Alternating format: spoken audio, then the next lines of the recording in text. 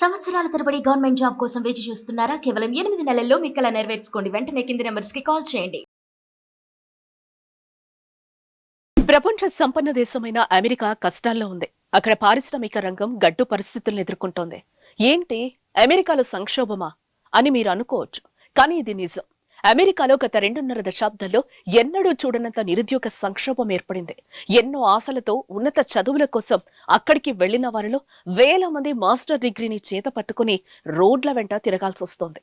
ఒకవైపు బ్యాంకుల నుంచి తీసుకున్న విద్యా రుణం వారిని భయపెడుతూ ఉండగా, మరోవైపు ఉద్యోగం ఎప్పుడొస్తుందో తెలియక తీవ్ర ఆందోళన చెందుతున్నారు.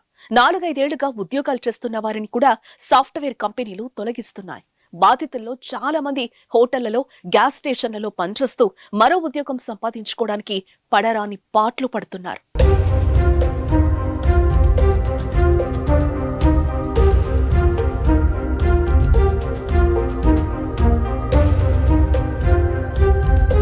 అమెరికాలోని సాఫ్ట్వేర్ కంపెనీలో అధిక వేతనాలతో కూడిన ఉద్యోగాలు లభిస్తాయనే నమ్మకంతో మన దేశం నుంచి ప్రతి ఏడాది విద్యార్థులు అక్కడికి వెళ్తూ ఉంటారు.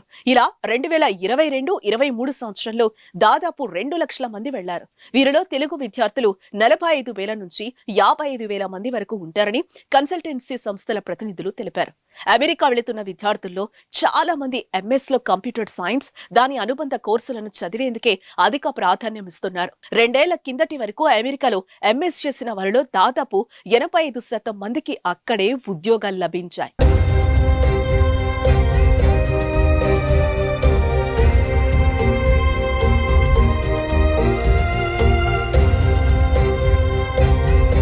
కోవిడ్ ప్రభావం 2020 సంవత్సరంలో మొదలై ఏడాదిన్నరకు పైగా కొనసాగింది.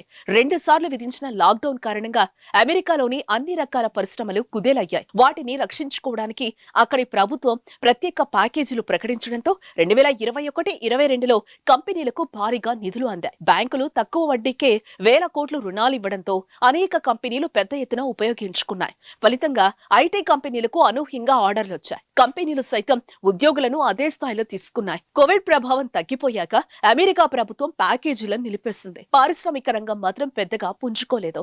లాక్డౌన్ సమయంలో వివిధ సంస్థలు వ్యక్తులకిచ్చిన రుణాలు తిరిగి వసూలు కాకపోవడంతో బ్యాంకులు కూడా ఆర్థిక ఇబ్బందులు ఎదుర్కొన్నాయి. దీంతో అవి రుణాలివ్వడం ఆపేశాయి.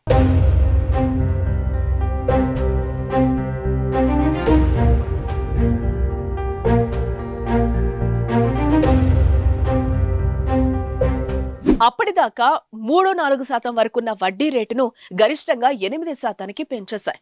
అమెరికా చరిత్రలో వడ్డీ రేట్లు ఎప్పుడూ ఇంత ఎక్కువగా లేవని ఆ దేశస్థులు చెప్తున్నారు. దీని ప్రభావం పారిశ్రామిక రంగంపై గట్టిగా పడింది.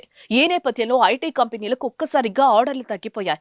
చేయాల్సిన పని కంటే మానవ వనరుల సంఖ్య అధికంగా ఉండడంతో ఐటీ కంపెనీలు కోవిడ్ సమయంలో చేర్చుకున్న ఉద్యోగులను 2023 మార్చి నుంచి తొలగించడం మొదలుపెట్టాయి. అధిక జీతాలు పొందుతున్న ఉన్నత ఉద్యోగులను భారీగా తొలగించాయి. గతంలో వేల మందికి ఉద్యోగాలు ఇచ్చిన ఐటీ కంపెనీలు ఇప్పుడు వందల సంఖ్యలోనే నియామకాలు చేస్తున్నాయి. ఈ పరిణామాలన్నీ భారత్ నుంచి వెళ్లిన వారిపై తీవ్రంగా చూపుతున్నాయి. తెలుగు రాష్ట్రాల నుంచి వెళ్లిన వేల మందికి ఎంఎస్ పూర్తి చేసినా ఉద్యోగాలు లభించడం లేదు.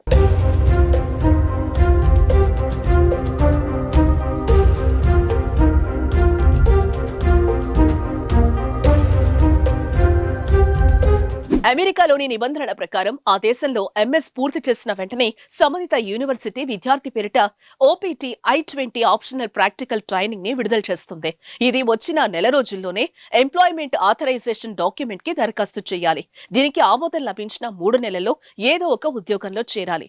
లేని పక్షంలో ఆ దేశాన్ని విడిచిపెట్టాలి. అయితే విద్యార్థులు వర్సిటీ ఫీజుల కోసం 20 లక్షల నుంచి ₹1 కోటి వరకు బ్యాంకుల నుంచి విద్యా రుణం తీసుకుంటారు. స్వదేశానికి వచ్చాక ఇక్కడ ఉద్యోగం దొరకకపోతే ఆర్థిక పరిస్థితి తలకిందులవుతుంది. అందుకే ఏదో ఒక రూపంలో అమెరికాలో ఉండేందుకు ప్రయత్నిస్తున్నారు.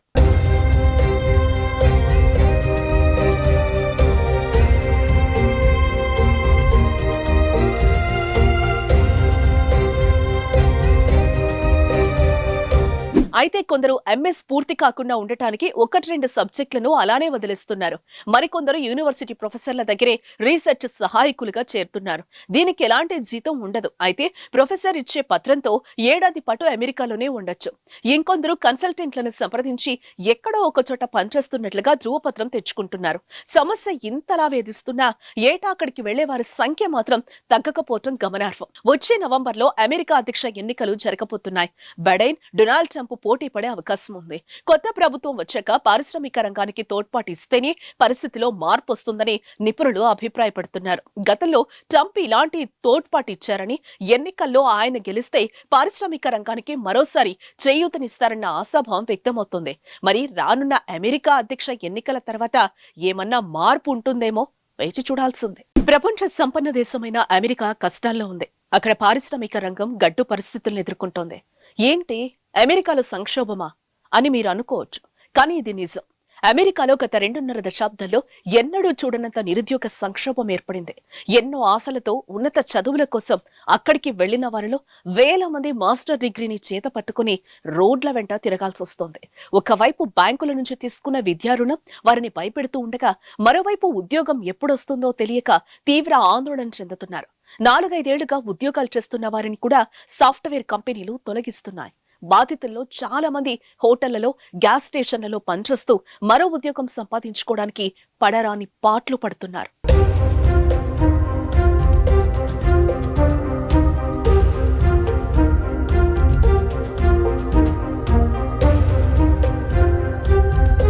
అమెరికాలోని సాఫ్ట్వేర్ కంపెనీలో అధిక వేతనాలతో కూడిన ఉద్యోగాలు లభిస్తాయనే నమ్మకంతో మన దేశం నుంచి ప్రతి ఏడాది విద్యార్థులు అక్కడికి వెళ్తూ ఉంటారు. ఇలా 2022-23 సంవత్సరంలో దాదాపు 2 లక్షల మంది వెళ్లారు. వీరిలో తెలుగు విద్యార్థులు 45,000 నుంచి 55,000 మంది వరకు ఉంటారని కన్సల్టెన్సీ సంస్థల ప్రతినిధులు తెలిపారు. అమెరికా వెళుతున్న విద్యార్థుల్లో చాలా మంది ఎంఎస్ లో కంప్యూటర్ సైన్స్, దాని అనుబంధ కోర్సులను చదివేందుకే అధిక ప్రాధాన్యం ఇస్తున్నారు. 2 ఏళ్ల కిందటి వరకు అమెరికాలో ఎంఎస్ చేసిన వారిలో దాదాపు 85% మందికి అక్కడే ఉద్యోగాలు లభించాయి.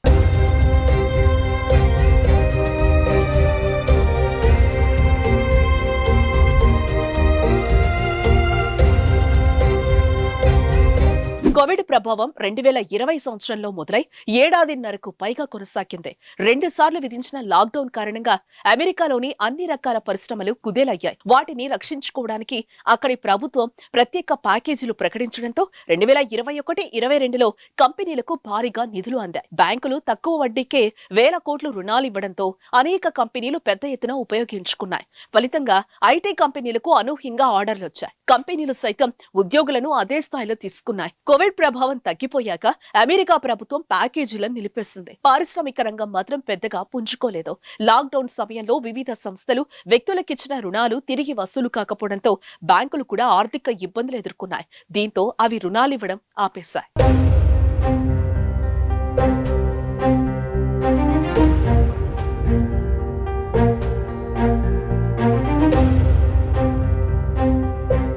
అప్పటిదాకా 3-4% వరకున్న వడ్డీ రేటును గరిష్టంగా 8% పెంచేశాయి.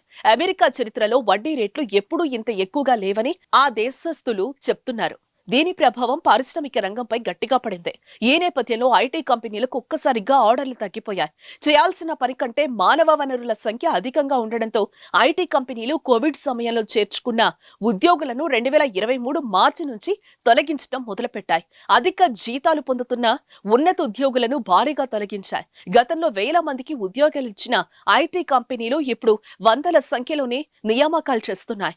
ఈ పరిణామాలన్నీ భారత్ నుంచి వెళ్లిన వారిపై తీవ్రంగా చూపుతున్నాయి. తెలుగు రాష్ట్రాల నుంచి వెళ్లిన వేల మందికి ఎంఎస్ పూర్తి చేసినా ఉద్యోగాలు లభించడం లేదు.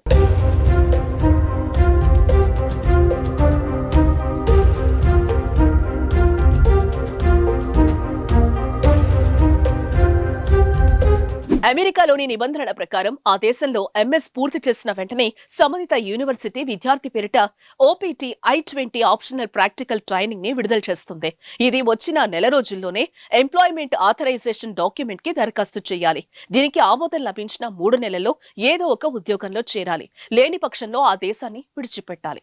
అయితే విద్యార్థులు వర్సిటీ ఫీజుల కోసం 20 లక్షల నుంచి కోటి రూపాయల వరకు బ్యాంకుల నుంచి విద్యా రుణం తీసుకుంటారు. స్వదేశానికి వచ్చాక ఇక్కడ ఉద్యోగం దొరకకపోతే ఆర్థిక పరిస్థితి తలకిందులవుతుంది. అందుకే ఏదో ఒక రూపంలో అమెరికాలో ఉండేందుకు ప్రయత్నిస్తున్నారు.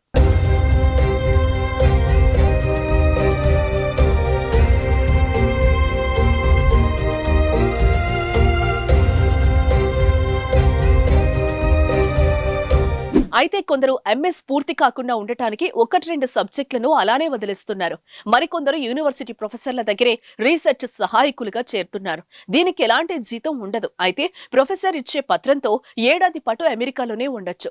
ఇంకొందరు కన్సల్టెంట్లను సంప్రదించి ఎక్కడో ఒక చోట పనిచేస్తున్నట్లుగా ధృవపత్రం తెచ్చుకుంటున్నారు. సమస్య ఇంతలా వేధిస్తున్నా ఏటా అక్కడికి వెళ్లే వారి సంఖ్య మాత్రం తగ్గకపోవటం గమనార్హం. వచ్చే నవంబర్లో అమెరికా అధ్యక్ష ఎన్నికలు జరగబోతున్నాయి. బైడెన్, డొనాల్డ్ ట్రంప్ పోటీ పడే అవకాశం ఉంది. కొత్త ప్రభుత్వం వచ్చాక పారిశ్రామిక రంగానికి తోడ్పాటు ఇస్తేనే పరిస్థితిలో మార్పు వస్తుందని నిపుణులు అభిప్రాయపడుతున్నారు. గతంలో ట్రంప్ ఇలాంటి తోడ్పాటు ఇచ్చారని, ఎన్నికల్లో ఆయన గెలిస్తే పారిశ్రామిక రంగానికి మరోసారి చేయూతనిస్తారన్న ఆశాభావం వ్యక్తమవుతుంది. మరి రానున్న అమెరికా అధ్యక్ష ఎన్నికల తర్వాత ఏమన్నా మార్పు ఉంటుందేమో వేచి చూడాల్సిందే.